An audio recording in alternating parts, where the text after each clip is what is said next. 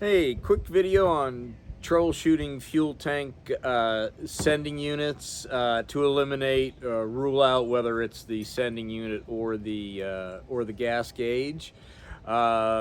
This applies to vehicles really from like the 40s up until the mid 80s, up until the point fuel injection became a thing and the sending unit and the pump were all one unit, placed into the tank. If you've got another sending unit around in advance, that's helpful. A rheostat, like a volume control, some resistors, anything that can get you. The resistance of these things generally goes from very low resistance, like 1, 2, 3, 4, 5 ohms on one end, 75 to 100 on the other end. So you can have some, 5, 25, 50, 75, 100 ohm resistors, and that way you can jumper them in and see if the gauge moves.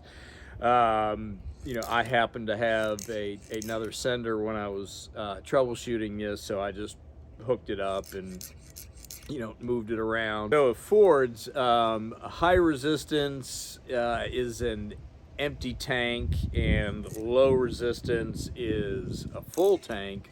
General Motors stuff was the opposite, where low resistance is a empty tank and high resistance is a full tank. Can't remember Chrysler's, and some of the others, but that's where having some resistors you can jumper in will let you know which way it goes before you even get into the tank. Okay, so I am up here underneath the truck, obviously, and I am reading the resistance. I've got one line connected to the brake line, one lead rather, and the other is hooked to the resistive lead coming out of the sender. So that's going to the sender. And I'm reading 75.2 ohms. So that lets me know two things. The connection is good, and that is what an empty tank reads, is 75 ohms.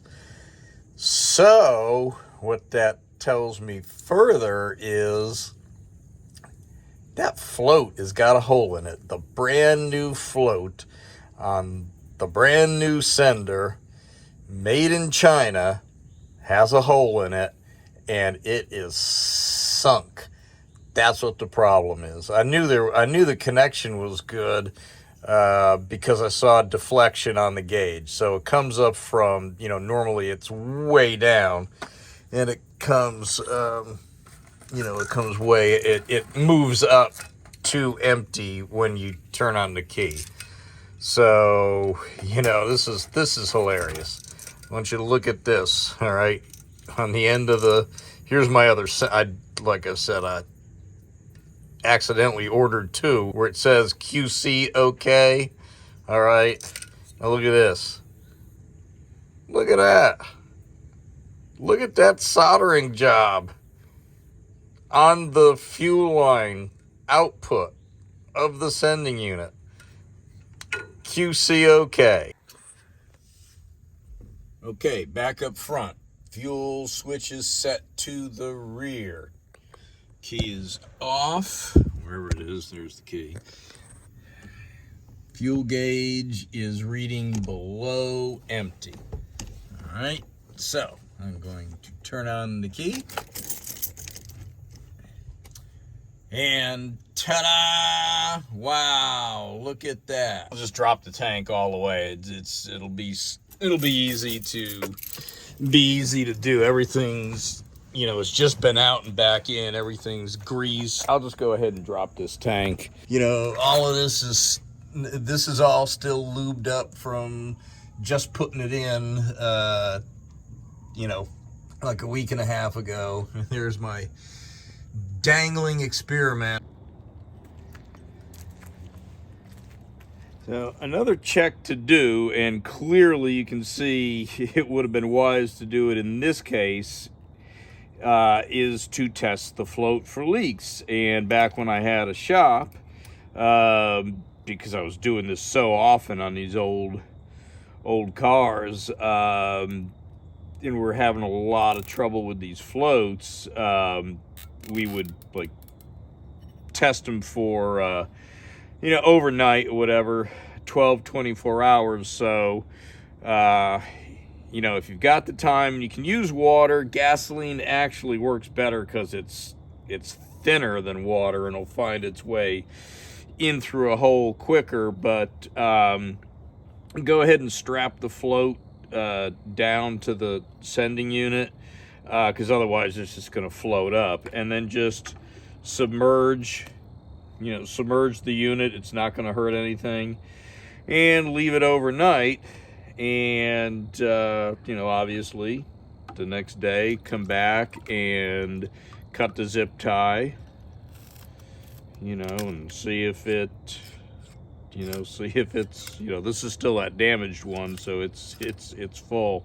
But you would just cut the tie, and then this should float all the way up. You can see.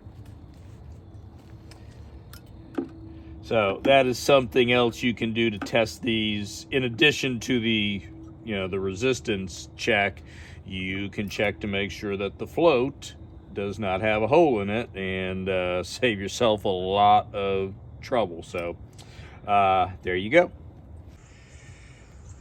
Okay, momento of truth, though. It only took me about, 10-15 minutes to drop this tank. So let's see what the story is. Did the float come off, or did it have a pinhole in it and sink? Let's all find out together. Oops, I needed the screw. There we go. All right, what do we got? Well, float is on there. The float is on there. Oh yeah,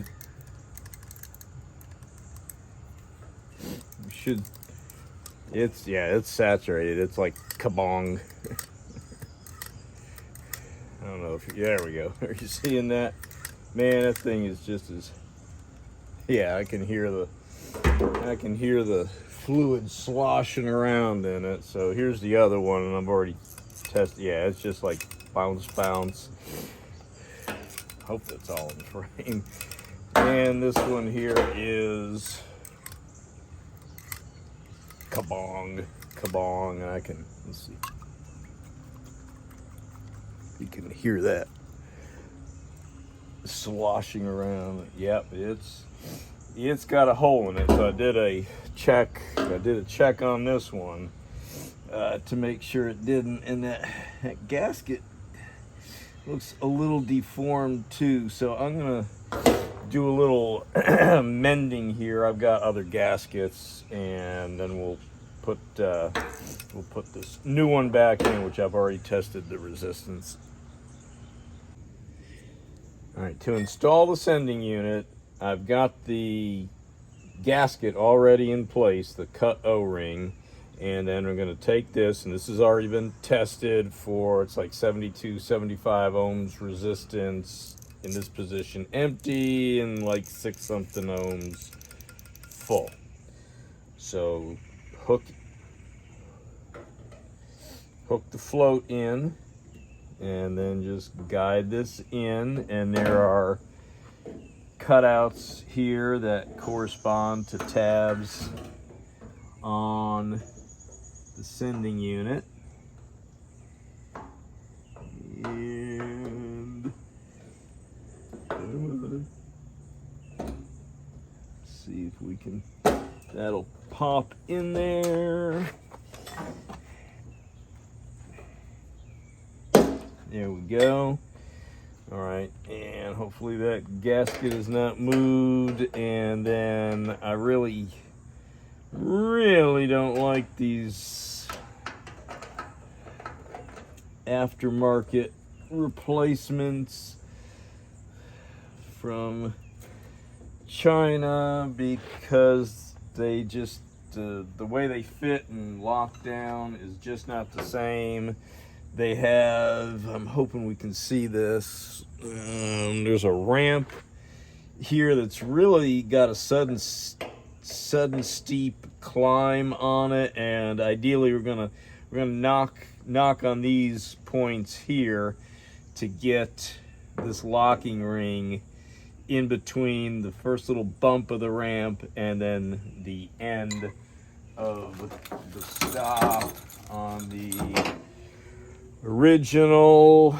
Let's see what we can see in the camera here. The original just has a gradual increase right there, first little bump, and then this nice, it's raised tab sticking up at the end. As compared to the new one, it's almost like you could almost push it right off the end. So it does suddenly get tough when it hits that ramp, and I kind of move the pressure around. Come up from the bottom on this.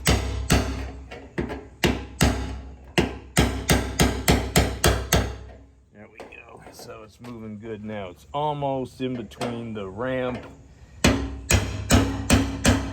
and the end of the bump, and it'll really start to drag, but it wants to stop right when it hits that ramp. And don't stop there. You got to go till you get to there.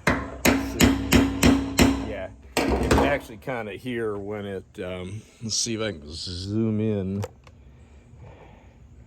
on that and try to point at the same time. So there's our stop, and the ramp that it first encounters is right at the beginning of that. So that's what it takes to get that in. And now time to put the tank back up in there.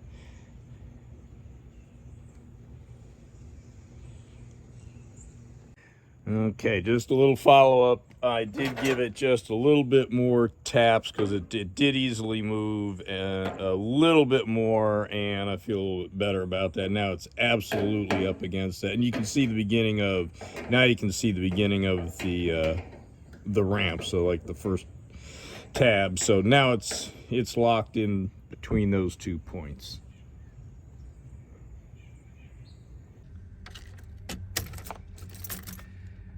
All right, well, it is nice to see that gas gauge working once again.